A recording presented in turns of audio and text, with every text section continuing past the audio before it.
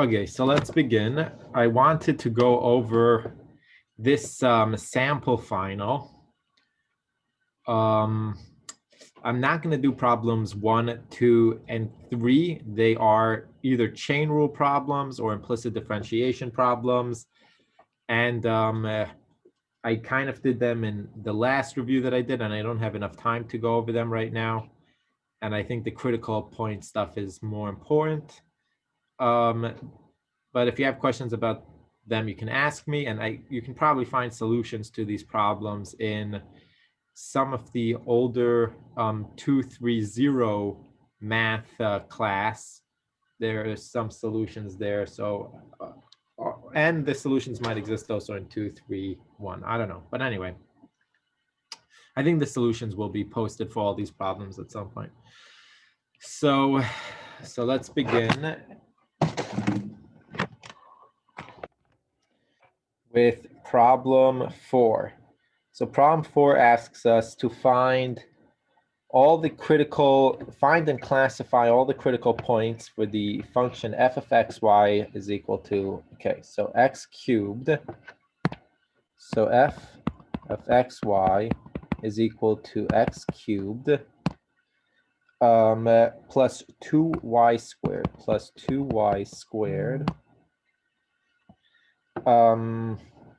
minus 6xy plus 5.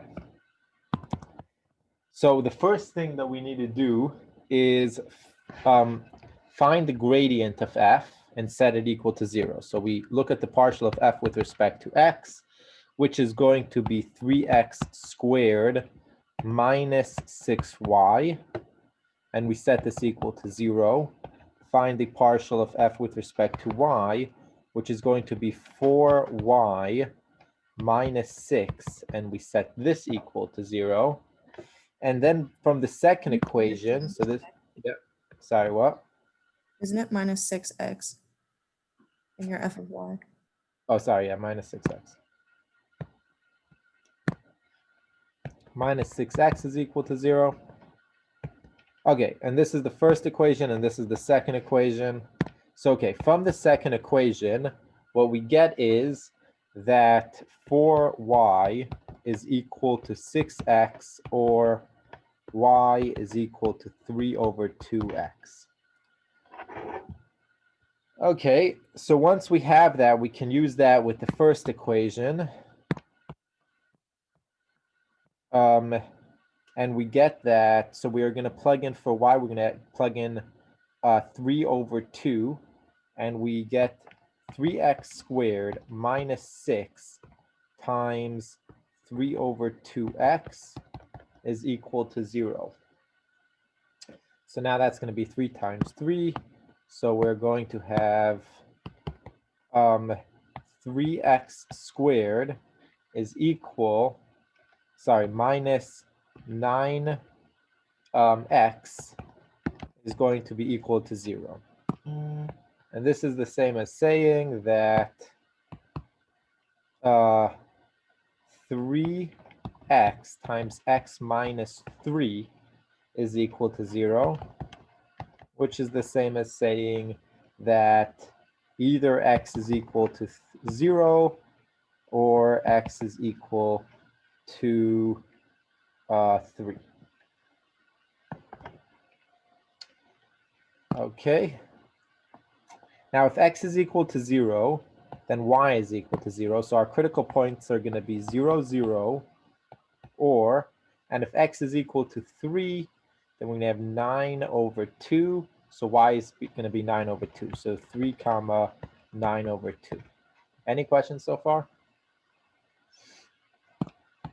So in order to do the next part, we look at d of xy, which is the partial of f with respect to x twice times the partial of f with respect to y twice minus the partial of f with respect to x, and then y squared. Okay, so now let me just, okay. So let's write down what this is. So the partial of f with respect to x twice, that's going to be 6x.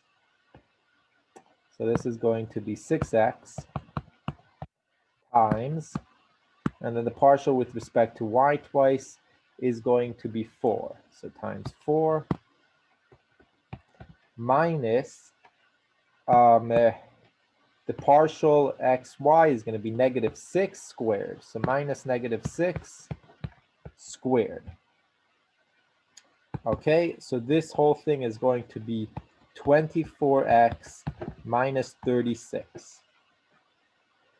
So let's now plug in our points and see what happens. So d of 0, 0 is going to be, x is 0, so it's going to be -36.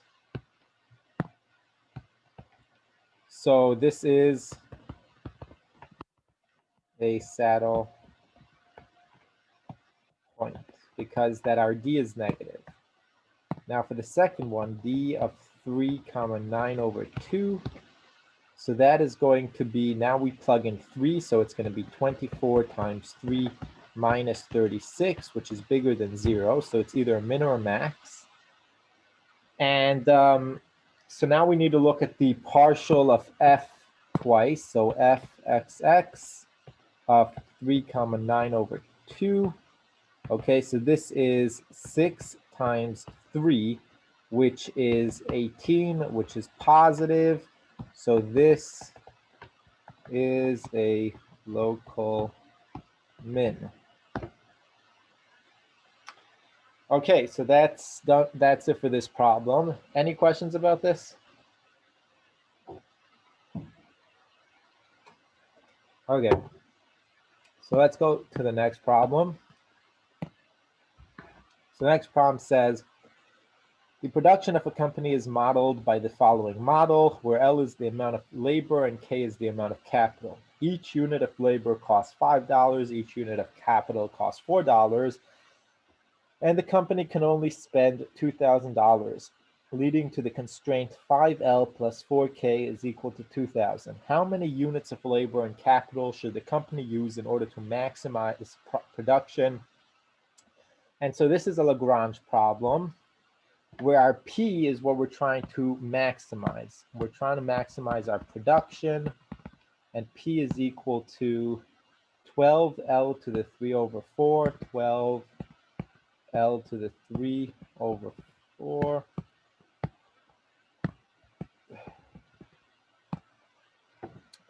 K to the 1 over 4, K to the 1 over 4. And now our G of L at K is the constraint. It's 5L plus 4K is equal to 2,000. Yeah.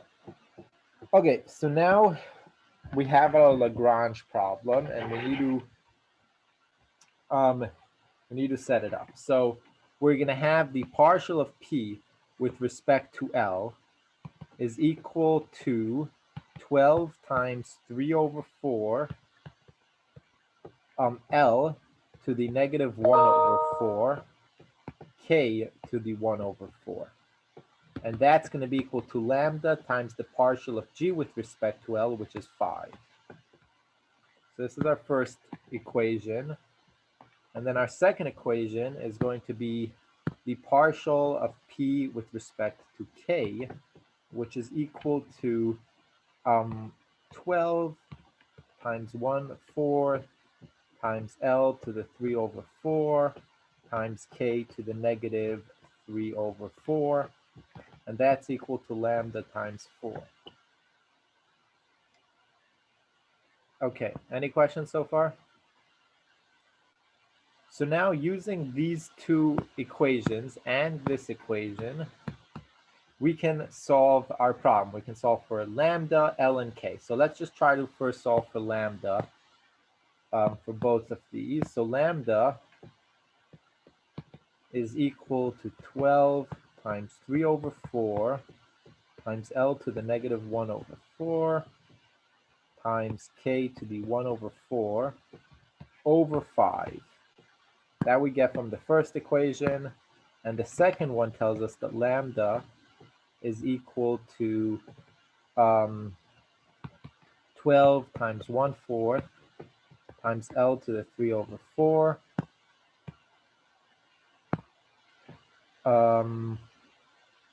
times K to the negative 3/4 over 4.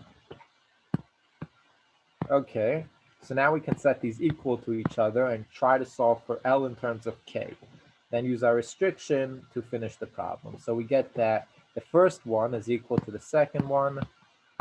So we get that 12 times 3/4 times L to the negative 1/4 times K to the negative 1/4 over 5 is equal to 12 times 1/4 L to the 3/4 K to the negative 3/4 over 4.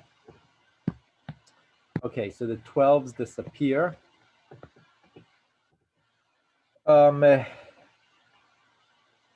What else? This 1/4 and that 1/4 disappear.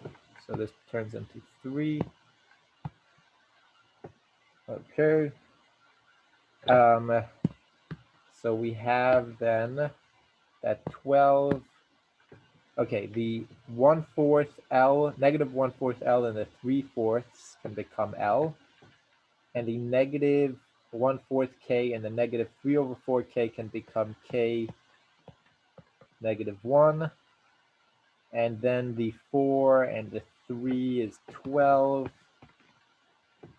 And then we're going to have that over 5.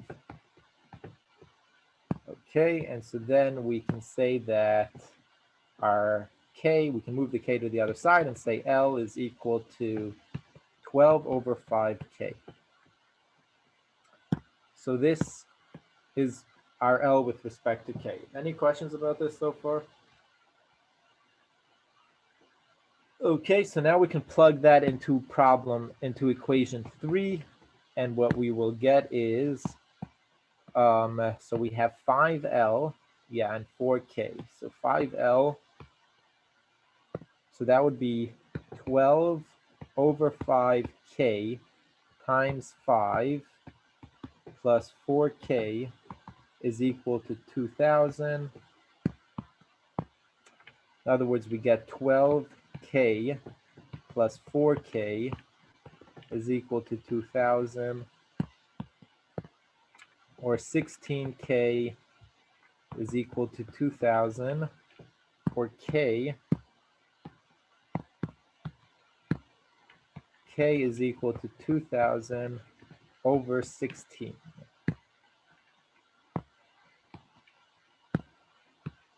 So that's our K. So now we can solve our L using this K. So our L is going to be equal to 12 over 5 times 2000 over 16. And these are our two critical points. You can plug them into P of LK. So you can plug these in and see what you get. It's going to be our maximum because they say that there's a maximum and there's only one critical point. So this is the critical points. You on the test should basically plug it in and get some number, but that would be the answer. Any questions about this?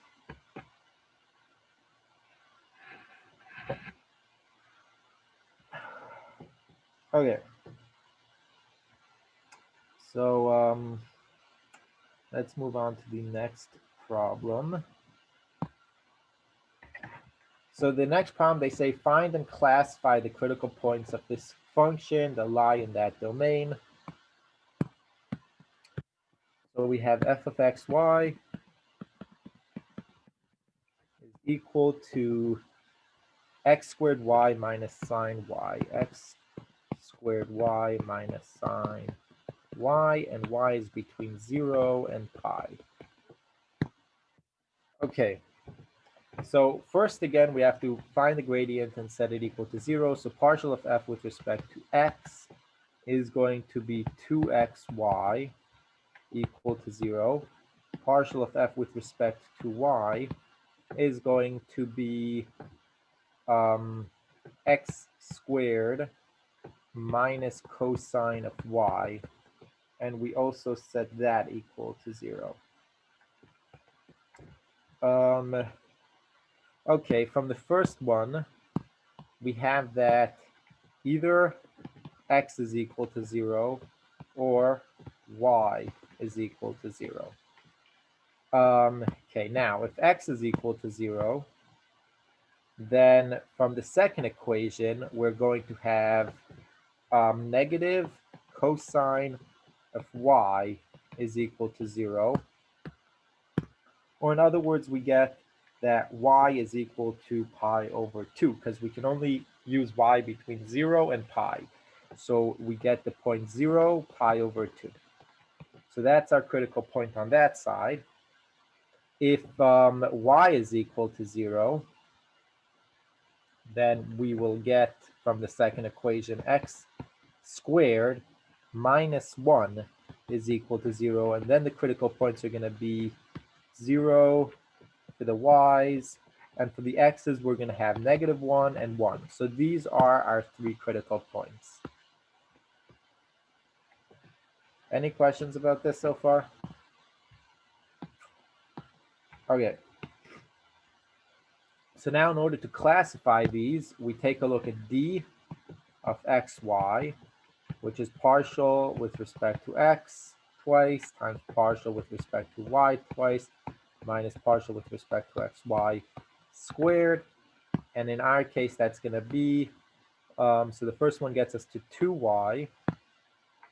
So 2y times, and partial with respect to y will get us to sine of y. Sine of y minus, and then the partial with respect to xy is going to give us 2x, and then we square it. So minus 2x squared. So that tells us that d of 0 pi over 2 is going to be, so that is going to give us, the sign is going to be 1, and the other, and that's going to be, so that will be pi for the first part minus 0, so we get pi, which is bigger than 0. So then we check to see if it's a local min or a local max by looking at the f of xx at 0 pi over 2, and that also is going to be pi, which is bigger than 0. So we are at a local min. Okay, for the next 2 points, so -1 and 0, so d of -1, 0 is going to be, 0 will turn this into 0, so, and the other one will be negative, so this is less than 0, and we're saddle. And same thing for 1, 0, less than 0, saddle. Any questions about this? Hey, how'd you get fxy squared to be -2x squared? Because, well, it's negative because of that negative, and then xy, the partial of this with respect to y is going to be 2x. So it's 2x squared. Yeah? So you got, so is it like fx and fy combined for fxy? If it's fxy, it can also be fyx, which means that the 2 here will come down, and once again, you would get 2x. Okay. But I was just doing fxy squared, so it's 2x squared. Okay? Okay, I got you. Okay, so next problem. Are there any questions about the last one? Okay, so they want us to find the extreme values of this function on the elliptical region. Okay, so we have f of xy is equal to x squared plus y squared minus 2y. F of xy is equal to x squared plus y squared minus 2y. And then our elliptical region, and I'm going to say that that's g of xy is equal to x squared plus y squared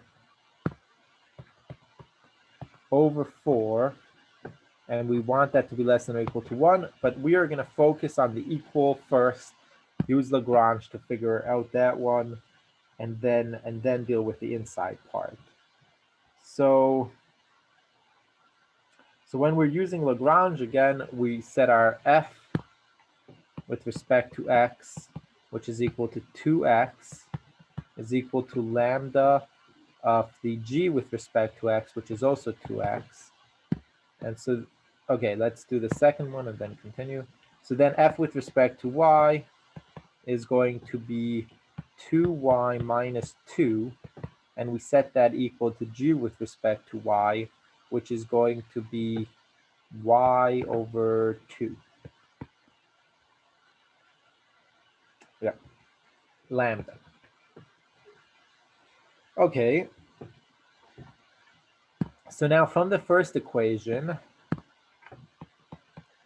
we get that either x is equal to 0 or lambda is equal to 1. Because if x is equal to 0, this is satisfied. If it's not, then obviously you need lambda to be 1. Okay, now if x is equal to 0, then if x is equal to 0, then using the constraint x squared, whatever, we'll have that y squared is equal to 4, and that would tell us that y is equal to plus or minus 2. So this would, the critical points here will be 0, 2, and 0, minus 2. Okay, if lambda is equal to 1, then from the second equation, we get y squared minus 2 is equal to 1/2 y, or in other words, 4y minus 8 is going to be equal to y, or in other words, 3y is going to be equal to 8.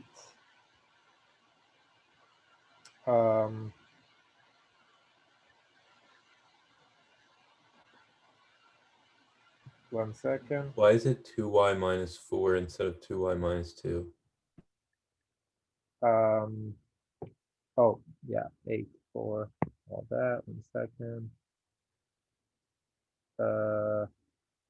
This over here is 2. Okay.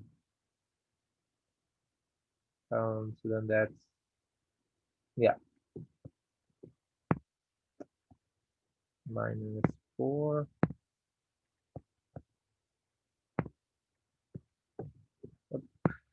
Okay. So then this is 4. So y is equal to 4 over 3.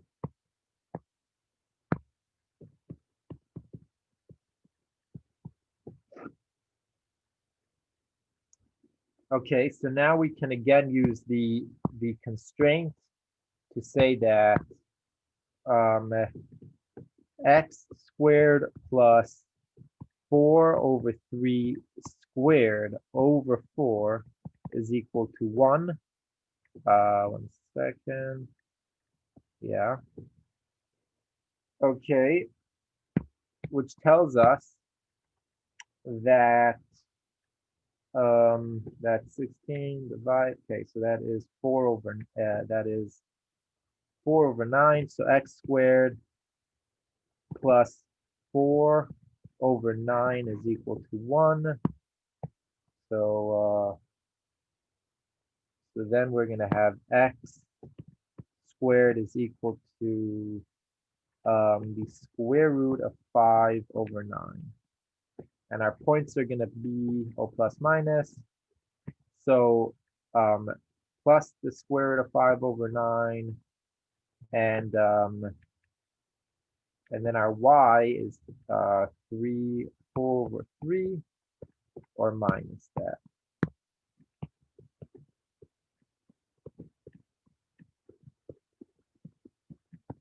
So these are our 2 critical points. So then we have 4 critical points. And this is on the boundary. So we found all the critical points on the boundary. Now the only thing that we have to do is find the interior, find the critical points in the interior. So again, going back to our function, x squared plus y squared minus 2y. So our function is x squared plus y squared minus 2y is equal to f of x, y. So again, we have to take the gradient and set it equal to 0. A partial with respect to x is going to be 2x is equal to 0. Partial with respect to y is 2y minus 2 is equal to 0. So the critical point here is x is equal to 0 and y is going to be equal to 1. So now we have all our critical points. There are 5 of them.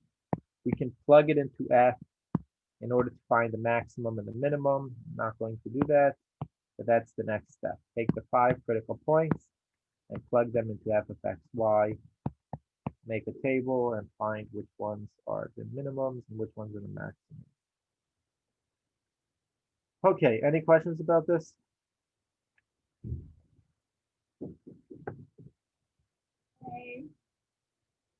Okay, so let's move on to the next problem.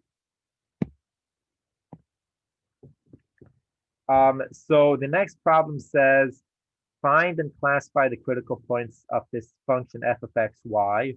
I'm not going to do that because it's very similar to problem 6 and to problem 4. And so I would recommend that you do it yourself. And so we're going to finish with problem 9. And problem 9 says, consider the region D in R2 bounded by the parabola and by the y-axis. Find the absolute minimum and absolute maximum of this function for our domain. Okay, so the first thing that we need to do is draw a picture of the domain. And that would look something like, so we have y is equal to, sorry, x is equal to 4 minus y squared. So x is equal to 4 minus y squared. And that gives us a parabola that looks something like that. And this point over here is the point 0, 2. And this point over here is the point 0, negative 2. And the y-axis is this over here. So let's start by looking at our domain. So what's our f of x, y? F of x, y is equal to 2x. So f of x, y is equal to 2x plus y minus 1 squared. Y minus 1 squared. Okay. So when doing, I'm going to start by doing the red domain first. So that's going to be this part. And when doing this, we can either use Lagrange multipliers, and then our g of xy should be the constraint. Over here, you move the x to the other side, so you're going to get negative x minus y squared is equal to negative 4. That would be our constraint. That this thing over here is equal to that. And then you use Lagrange multipliers, or we can just plug in our parabola into f, and we can say that on the boundary, we have this single valued problem. And for our x, we're just going to put 4 minus y squared and y, and that is going to be 2 times 4 minus y squared plus y minus 1 squared. Okay. So once we do that, we just have to now treat it like a single value function. And that would mean taking the derivative. So that's f prime of this thing, f minus y squared, sorry, 4 and y. is going to be the 2 and the 4 disappear, so we're going to get negative 4y plus 2 times y minus 1. And now we want this to be equal to 0. So if that's equal to 0, what we get is negative 4y plus 2y minus 2 is equal to 0, or negative 2y is equal to 2, or y is equal to negative 1.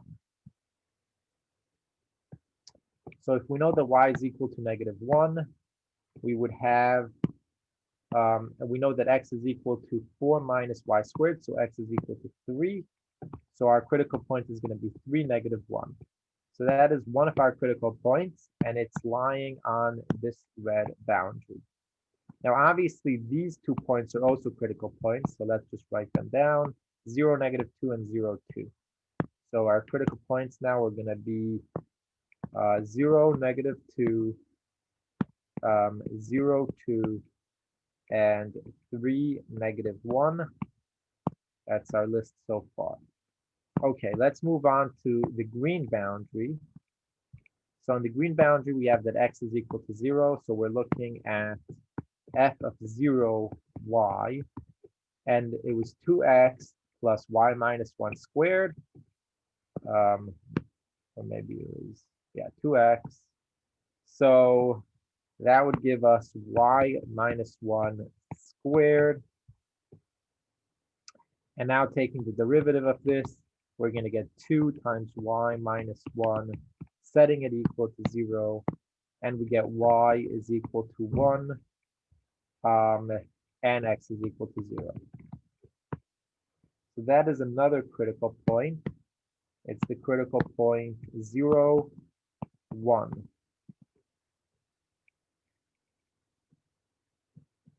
Okay, now we need to find the critical points in the interior of this. So that's the critical points inside. And we do that by taking the gradient of this and setting it to 0. So when we do that, we take partial of f with respect to x, and that will get us 2, which does not equal to 0. So there aren't any critical points in the interior.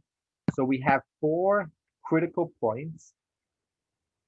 We need to plug these into f of x, y to figure out which ones are the minimum, which ones are the maximum. I'll leave that up to you.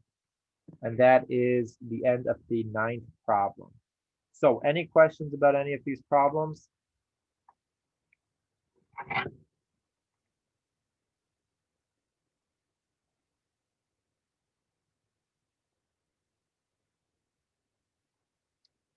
Okay, so then I will stop here. If you have any questions between now and the test, please email me. And Will you be posting the lectures on YouTube again? I will be posting this. Do you want me to have, I think, 2 other lectures that I didn't post? Do you want me to post them, or would this be enough? Yes, please. That'd be very helpful. Okay, so yeah, I'll post all the lectures, and I'll post this hopefully either today or tomorrow. Any other questions?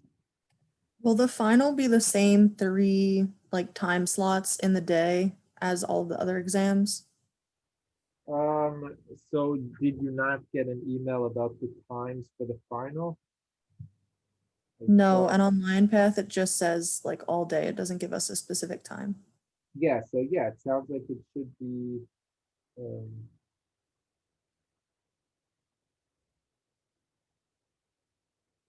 one second.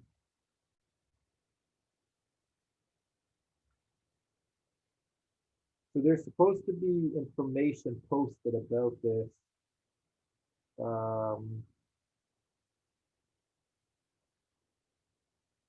So I'm not really sure.